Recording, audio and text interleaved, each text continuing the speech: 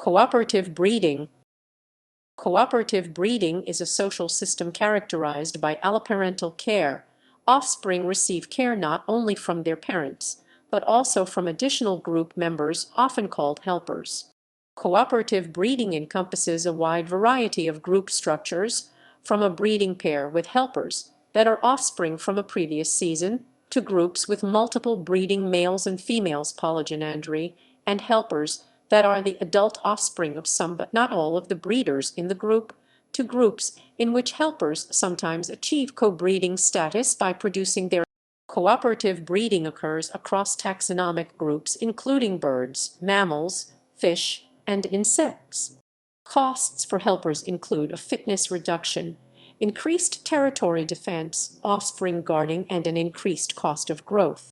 Benefits for helpers include a reduced chance of predation, increased foraging time, territory inheritance, increased environmental conditions, and an inclusive fitness.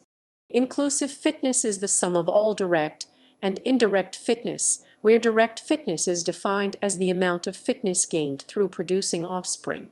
Indirect fitness is defined as the amount of fitness gained through aiding the offspring of related individuals. That is, relatives are able to indirectly pass on their genes through increasing the fitness of related offspring.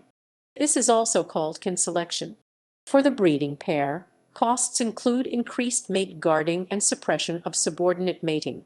Breeders receive benefits as reductions in offspring care and territory maintenance. Their primary benefit is an increased reproductive rate and survival.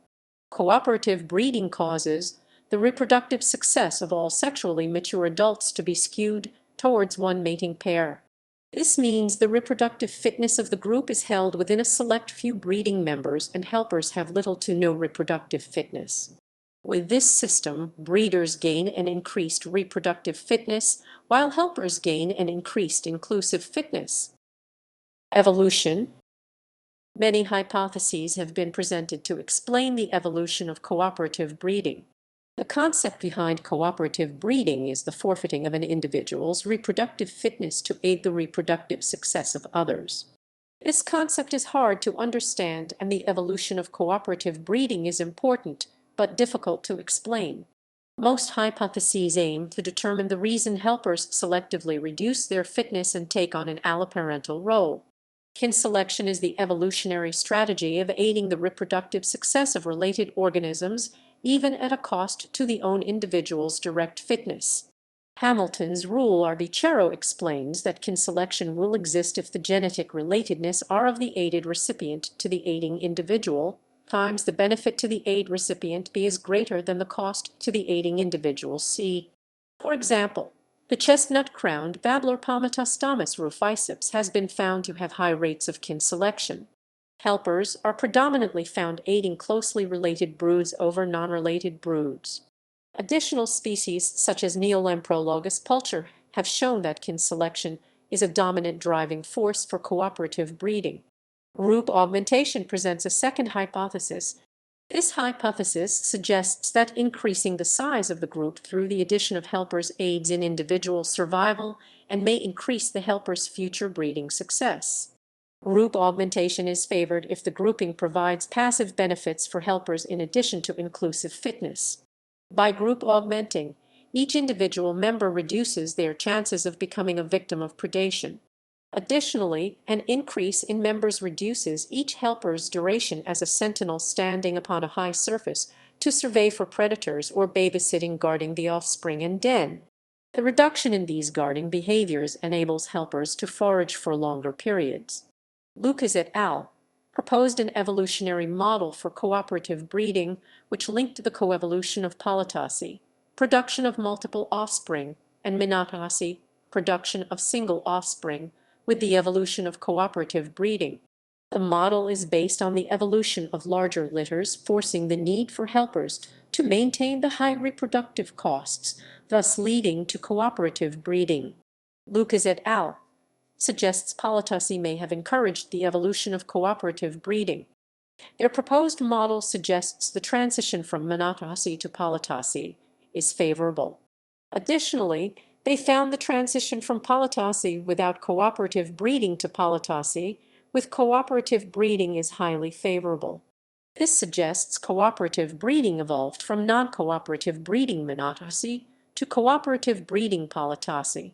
Today, there is growing support for the theory that cooperative breeding evolved by means of some form of mutualism or reciprocity. Mutualism is a form of symbiosis that is beneficial to both involved organisms. Mutualism has many forms and can occur when the benefits are immediate or deferred, when individuals exchange beneficial behaviors in turn, or when a group of individuals contribute to a common good, where it may be advantageous for all group members to help raise young. When a group raises young together, it may be advantageous because it maintains or increases the size of the group. The greatest amount of research has been invested in reciprocal exchanges of beneficial behavior through the iterated prisoner's dilemma. In this model, two partners can either cooperate and exchange beneficial behavior, or they can defect and refuse to help the other individual. Environmental conditions. Environmental conditions govern whether offspring disperse from their natal group or remain as helpers. Food or territory availability can encourage individuals to disperse and establish new breeding territories, but unfavorable conditions promote offspring to remain at the natal territory and become helpers to obtain an inclusive fitness. Additionally, remaining at the natal territory enables offspring to possibly inherit the breeding role and/or territory of their parents. A final factor influencing cooperative breeding is sexual dispersal. Sexual dispersal is the movement of one sex, male or female, from the natal territory to establish new breeding grounds. This is highly regulated by the reproductive costs in producing a male versus a female offspring. Maternal investment within female offspring may be considerably higher than male offspring for one species, or vice versa for another. During unfavorable conditions, the cheaper sex will be produced at higher ratios. A second factor affecting the sexual dispersal is the difference in ability of each sex to establish a new breeding territory. Carrion crow Corvus coron were found to produce more female offspring in favorable environmental conditions. Female Corvus coron have been found to establish successful breeding territories at a higher rate than males. Male Corvus coron were produced at a higher rate under unfavorable conditions. Males were found to remain at the natal territory and become helpers. Thus, if environmental conditions favor the dispersal of a specific sex, it is considered the dispersal sex. If environmental conditions are unfavorable, females may produce the philopatric sex, therefore generating more helpers and increasing the occurrence of cooperative breeding. Costs. Breeders. Breeder costs consist of prenatal care, postnatal care, and maintenance of breeding status. Prenatal care is the amount of maternal investment during fetus gestation, and postnatal care is the investment following birth. Examples of prenatal care are fetal placentae, uterus and mammary tissue development. Postnatal examples are lactation, food provisions, and guarding behavior. Dominant males and females exhibit suppressive behaviors towards subordinates to maintain their breeding status. These suppressive acts are dependent upon the sex ratio of helpers. Therefore, the costs will be altered depending upon the helpers. For example, if there are more male helpers as compared to females, then the dominant male will suppress the subordinate males and experience a higher cost. The opposite is true for females. Breeders will even suppress subordinates from mating with other subordinates. Helpers. The cost to helpers varies depending upon presence or absence of related offspring. The presence of offspring has been found to increase the helper's cost by the helper contributing to guard behaviors. Guarding behaviors, such as babysitting, can cause individuals to experience weight loss on an exponential scale depending upon the duration of the activity. Other activities, such as sentinel behavior and bipedal surveillance, cause helpers to have reduced foraging intervals, inhibiting their weight gains. The reduced foraging behavior and increased weight loss reduces their chance to breed successfully, but increase their inclusive fitness by increasing the survival of related offspring. Helpers contribute depending upon the cost. The act of helping requires an allocation of energy towards actually performing the behavior. Prolonged allocation of energy may greatly impact a helper's growth. In banded mongoose, mungo juvenile male helpers contribute far less than females. This is due to a difference in the age of sexual maturity. Female banded mongooses reach sexual maturity at 1 year of age, but males reach sexual maturity at 2 years of age. The difference in age causes the prolonged energy allocation to be detrimental to a specific sex. Male juvenile mungo may reduce helping behaviors until sexual maturity is reached. Similarly, if there is a lack of food due to environmental conditions, such as reduced rainfall, the degree of helper input may be reduced greatly within juveniles. Adults may maintain their full activity because they are sexually mature. Additionally, the costs of being a helper can be more detrimental to one sex. For example, territorial defense costs are generally male-dependent and lactation is female-dependent. Meerkats suricata have exhibited male territory defense strategies, where male helpers will fend off intruding males to prevent such intruders from mating with subordinates or dominant females.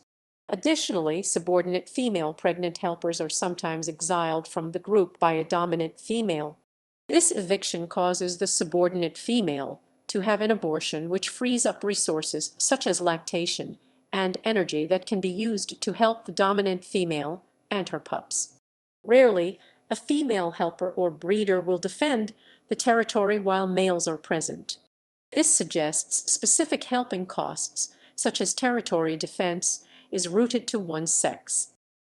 Benefits. Breeders. Cooperative breeding reduces the costs of many maternal investments for breeding members.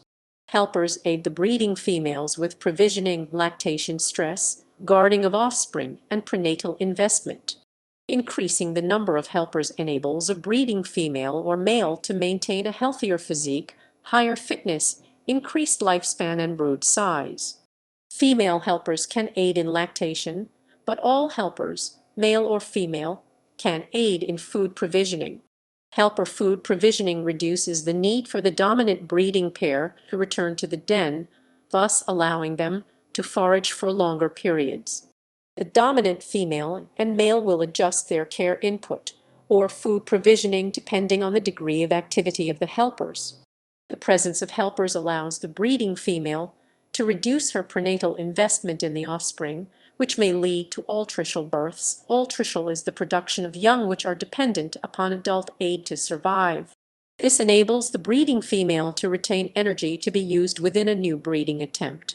Overall, the addition of helpers to a breeding pair encourages multiple reproductions per year and increases the rate of successful reproduction. Male breeders can benefit directly from reproducing with subordinate females and aiding in raising the young. This allows the male to obtain a repayment investment within these subordinate offspring. These offspring have a higher chance to become helpers once sexual maturity is reached. Thus, paying into their care will increase the dominant male's overall fitness in the future. This act ensures the dominant male subordinate helpers for future reproduction. Helpers primarily benefit from an inclusive fitness. Helpers maintain an inclusive fitness while aiding related breeders and offspring. This type of kinship may lead to inheritance of quality foraging and breeding territories, which will increase the future fitness of helpers. Additional, helpers experience an increased chance of being helped if they were once a helper. Helpers may also benefit from group interactions, such as huddling for thermodynamic benefits. These interactions provide necessary elements to survive. They may also benefit from the increased group interaction on the level of cognitive concern for one another, increasing their overall lifespan and survival. Finally, helpers may derive inclusive fitness benefits from influencing the extra-pair behavior of their parents. For example, by preventing their mothers from engaging in extra-pair matings, they can help their biological fathers protect their paternity and so increase their relatedness to future members of the cooperatively breeding group. Biological examples. Birds. Approximately 8% of bird species are known to regularly engage in cooperative breeding, mainly among the Coraciiforms, Pisciforms, basal passerii, and Sylviidea. Only a small fraction of these, for instance the Australian mudnesters, Australopapuan babblers, and ground hornbills, are however absolutely obligately cooperative and cannot fledge young without helpers. The benefits of cooperative breeding in birds have been well documented. One example is the azure-winged magpie Cyanopica cyanus, in which studies found that the offspring's cell-mediated immune response was positively correlated with increase in the number of helpers at the nest. Studies on cooperative breeding in birds have also shown that high levels of cooperative breeding are strongly associated with low annual adult mortality and small clutch sizes, though it remains unclear whether cooperative breeding is a cause or consequence. It was originally suggested that cooperative breeding developed among bird species with low mortality rates as a consequence of overcrowding and thus fewer opportunities to claim territory and breed. However, many observers today believe cooperative breeding arose because of the need for helpers. Mammals. Across all mammalian species, less than 1% exhibit cooperative breeding strategies. Phylogenetic analysis shows evidence of 14 discrete evolutionary transitions to cooperative breeding within the class Mammalia. These lineages are 9 genera of rodents Cryptomys, Heterocephalus, Microtus, Murians, Rhabdomys, Castor, Atherourus, and 2 in Peromyscus, 4 genera in carnivore Alopex, Canis, Lycaon, and in mongooses, and 1 genus of primates Callitrichidae. Cooperative breeding in mammals is not limited to these stated lineages. Rather, they are significant evolutionary events that provide the framework for understanding the origins and evolutionary pressures of cooperative breeding. All of these evolutionary transitions have occurred in lineages that had a socially monogamous or solitary breeding system, suggesting that strong kinship ties are an essential factor in the evolutionary history of cooperative breeding. Additionally, polytosy, or the birth of multiple offspring per birthing episode, is a highly correlated evolutionary determinant of cooperative breeding in mammals. These two factors, social monogamy and polytosy, are not evolutionary associated, suggesting that they are independent mechanisms leading to the evolution of cooperative breeding in mammals.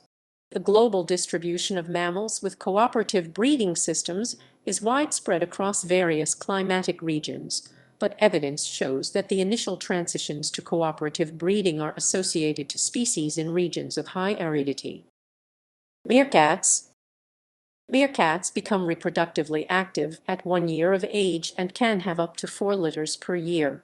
However, usually it is the alpha pair that reserves the right to mate and will usually kill any young that is not their own. While the alpha female is away from the group, females that have never reproduced lactate and hunt in order to feed the pups, as well as watch, protect, and defend them from predators. Although it was previously thought that a meerkat's contribution to a pup's diet depended on the degree of relatedness, it has been found that helpers vary in the number of food items they give to pups. This variation in food offering is due to variation in foraging success, sex, and age.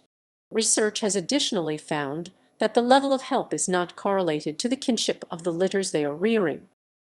Canids. Cooperative breeding has been described in several canid species, including red wolves, Arctic foxes, and Ethiopian wolves. Cooperative breeding increases the rate of reproduction in females and decreases the litter size. Primates. Cooperative breeding entails 1 or more individuals, usually females, acting as helpers to 1 or a few dominant female breeders, usually helpers kin. This sociosexual system is rare in primates, so far demonstrated among neotropical callitrichids, including marmosets and tamarins.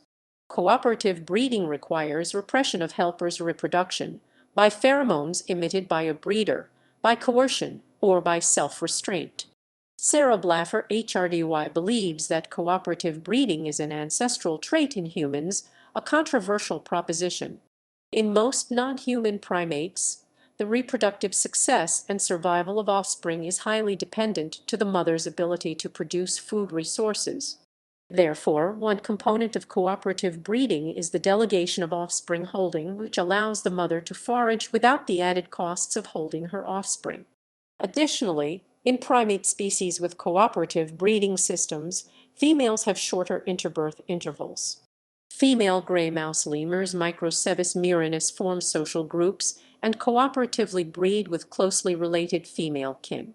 The females benefit from sharing limited nesting spaces and increased nest defense, but do not exhibit food provisioning behaviors as they are solitary foragers.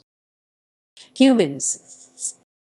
Direct expression of cooperative breeding includes facultative parental care, including alloparenting, and extended postmenopausal lifespan in females, which forms the basis of the grandmother hypothesis.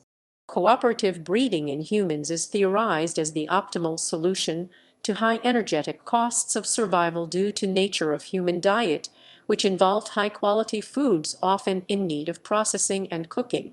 Additionally, food provisioning in cooperate breeding societies may explain the relatively short period of weaning in humans, typically 2 to 3 years, when compared to non-human apes who wean their offspring for upwards of 6 years. Human offspring do not fall neatly into the dichotomous categorization of precocial versus ultricial, and instead Portman proposes they are secondarily ultricial at birth due to the underdevelopment of neurological and cognitive capabilities. Therefore, human offspring are highly dependent on caregiver investment, a necessity that serves as the precursor for theories on the development of pair bonding, alloparenting, and cooperative breeding. The evolution of cooperative breeding in early Homo species also promoted other pro-social behaviors, such as social learning, increased social tolerance, and shared intentionality, especially in food acquisition.